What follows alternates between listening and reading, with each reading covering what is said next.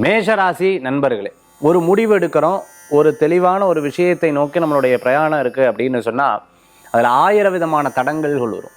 1000 விதமான தடங்கல்கள் நம்ம பேக் அடிச்சிடும். சில விஷயத்தில் வேண்டாம், அது எதுக்கு போய் அப்படின்னு சொல்லிட்டு பின்னோக்கி பேக் அடிச்சிருவோம். சில நேரங்கள் பார்த்துட்டே அப்படின்னா நம்ம வந்து அதை பின்னோக்கி பேக் அடிச்சு நமக்கு ஒரு பெரிய லாஸ் அப்படின்னு சொல்லுவாங்க. எல்லாத்துலேயுமே ரொம்ப தெளிவாக இருக்கணும். பொறுமைங்கிறது ரொம்ப முக்கியம். பேஷன்ஸ் அப்படிங்கிறது ரொம்ப முக்கியம்.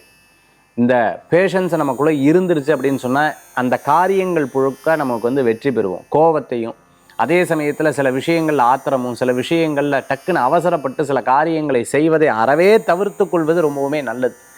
நம்ம வந்து இது சரியா தவறா, இது ஓகேவா இல்லையா முடிவெடுக்கக்கூடிய தருணம் சில நாள் நட்சத்திரங்களுக்கு ரொம்ப நல்லா இருக்கும், சில நாள் நட்சத்திரத்துக்கு சாதகமாக இருக்காது. அதனால் இன்றைய தினத்தில் பெரியவங்ககிட்ட கேட்டு எந்த காரியமாக இருந்தாலும் பண்ணுவோம். நீங்களே அவசரப்பட்டு முடிவெடுக்காதீங்க. இரவு நேர பிரயாணம் வேண்டாம், மற்றவங்களை கோவித்துக் கொள்ளாதீங்க. முடிந்த வரைக்கும் தனிமையாக அப்படின்னு சொன்னால் இறைவனுடைய பிரார்த்தனையோடு இன்றைய தினத்தில் இருக்கிறது ரொம்பவுமே நல்ல பலன்களை கொடுக்கும்.